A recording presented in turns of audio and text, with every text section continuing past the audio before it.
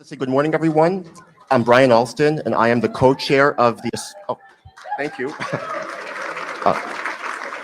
I am the co-chair of the associate board here at the George Pocock Foundation, and just wanted to thank each and every one of you for coming to support this incredible organization at our annual Road to the Future breakfast. Now, but as you sit down, please look around. There's 600 people here in this room with 600 unique and fascinating stories that made all of us fall in love with this incredible sport. A sport that unites each of us towards a common goal despite our individual backgrounds. And I'm honored that I've been invited to share my journey as a coxswain for the Dartmouth men's rowing team today. A story that took me from being a novice walk-on back in 2007, who was Black, openly gay, could not swim at the time, and also stuttered so badly as a child that I couldn't order a pizza over the phone, to eventually coxing the Dartmouth Varsity Lightweights to a silver medal finish at the 2011 Eastern Sprints. And, thank you. And a bronze at the IRAs that same year. I'm still coxing this many years later for the women's team over at Lake Union, like many of whom I see here in the audience, and am so honored that I'm here to share my story today. So let's strap in, let's get our foot stretchers nice and comfortable, and push off the dock by talking about my great-grandmother. When I was a kid, she always taught me about the importance of having as wide of a life as possible and exploring adventures no matter how big or small. She also mentioned how every once in a while there may be opportunities that present themselves that make you wonder whether you should walk through the door or not. And the most obvious example of this that I've had in my life was during my freshman orientation at Dartmouth, where I was approached by a group of giant men who told me that I should come and try out for the rowing team. At the time, I was 5'6" and 125 pounds, so I told them, I don't know if that makes sense, but as rowers often are, they were persistent, so I figured I would go and check it out. It was immediately clear that I was way too small to be a lightweight rower, but the coach at the time talked me into being a coxswain on the heavyweight team, which I agreed to try out for 2 or 3 weeks. Now, as I mentioned, I had stuttered for my entire life up until that point. And once I found out that coxing was a verbal role, I was terrified of embarrassing myself. I also secretly didn't know how to swim at the time, so I had to learn how to do that in order to continue with the sport. And I really just didn't know anything about rowing at all, because it was my first time being exposed to it. But I did find it interesting. Specifically, the leadership role of a coxswain was so unique, and because I had never played a sport before, I thought that it was worth pursuing. It's also worth pointing out that both of my parents were star athletes growing up, and all those genes just skipped right over me.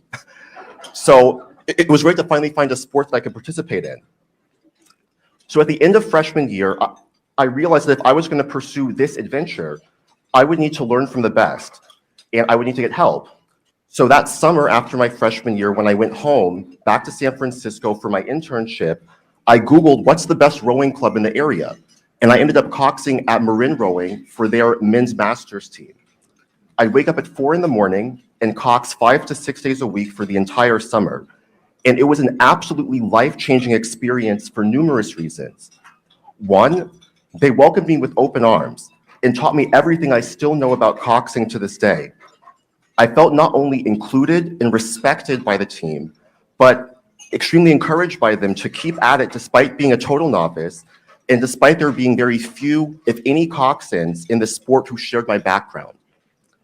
So bookmark all of that later because we're going to come back to it at the end of the speech. So fast forward through my next few years at Dartmouth, I'm coxing for the varsity heavyweight team.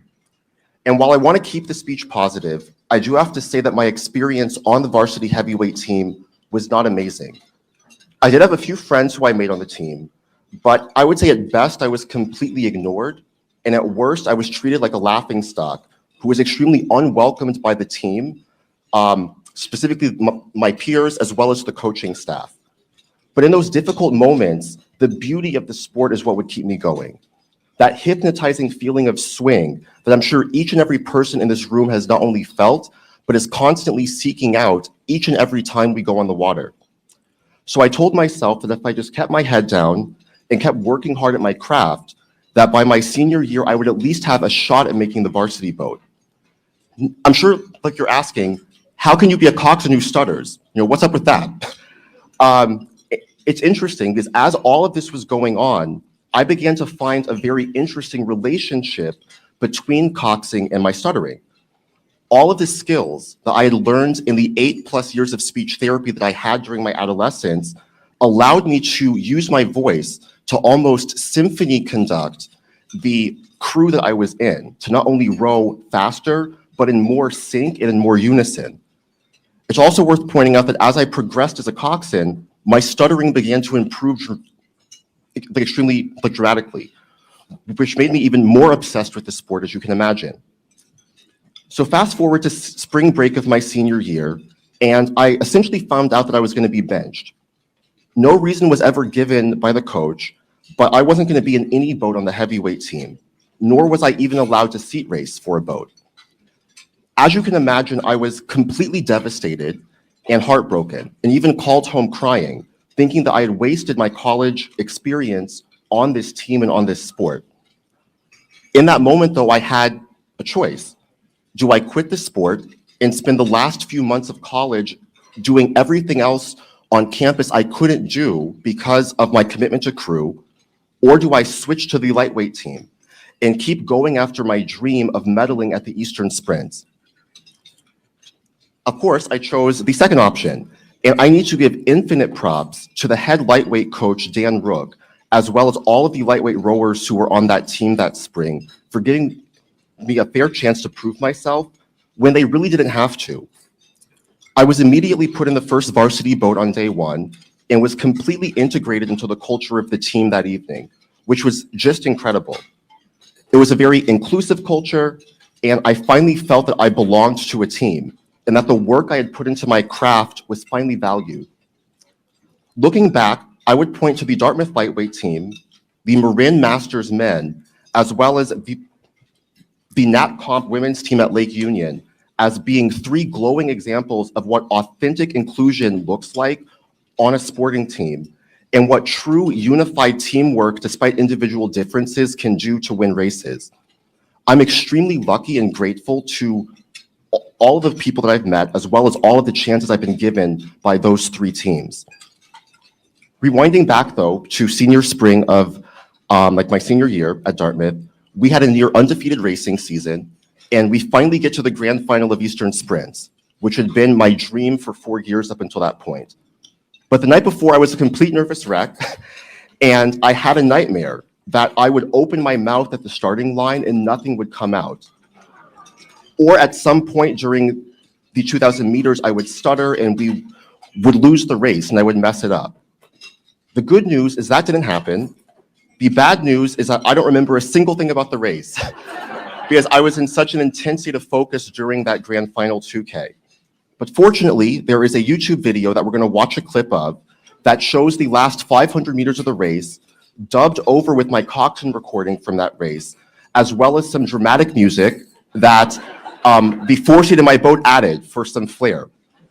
So with that, it's also worth pointing out that as we pull up the video, that we are in the white Pocock rowing shell second from the camera. So if that's not like poetic, I don't know what is. So with that being said, let's roll the tape. That's it now. We're at a 36, coming into the last 500. Smooth and drop, smooth and drop. Half a length on Princeton. Smooth grip, smooth grip. Now get ready, take a big length and 10 to our sprint on this one. Boom, one. Bend the oars, break the riggers, crush, Harvard, crush, Yale, 5, smooth, 6, smooth, 7, go, 8, very good, whip, 9, now coming to the last 250, drop, push, let's take 5 to build, into the sprint, on this one, stop on them, go, 38, hold it, here, push, sit, now, Dartmouth, last 20 strokes for the seniors, get ready, and go on this one, move 1, move 2, on, up, go, you're walking, go, 39, 10 more on this one. Go, walk, go, go. That's a great sprint. Put, sit, go. Go, we're done even with him. Long sit, 2 more, 1, 2, done even. Easy. Oh.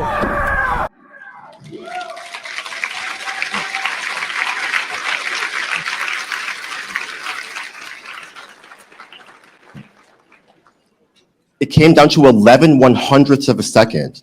That's how close the race was at the end. But in the final stroke, we pulled ahead of Yale and won the silver medal at the Eastern Sprints. And statistically speaking, on paper, we shouldn't have medaled at all. We were up against rowers with better erg scores who were on the national team and who went to the Olympics the following year in 2012. And certainly not with the coxswain like me in the coxswain seat. But a few weeks later, we ended up winning bronze at the IRAs, becoming the first Dartmouth crew to double medal in a decade. And while the whole experience taught me a lifetime of lessons, including the importance of betting on yourself, striving for mastery and excellence against all odds, and the unmatched power of teamwork and unity to allow a crew to triumph over any obstacle, zooming out, you can see how those lessons are universal to the sport of rowing that we all love, and how a lot of my journey directly mirrors the ambitions and the values of the Pocock Foundation.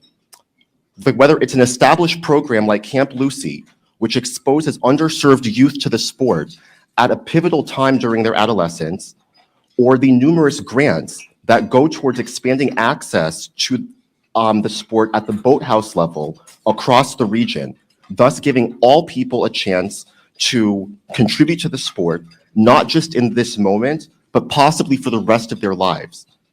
Speaking of rowing to the future, there are some new initiatives that we're piloting that we're super excited to share today.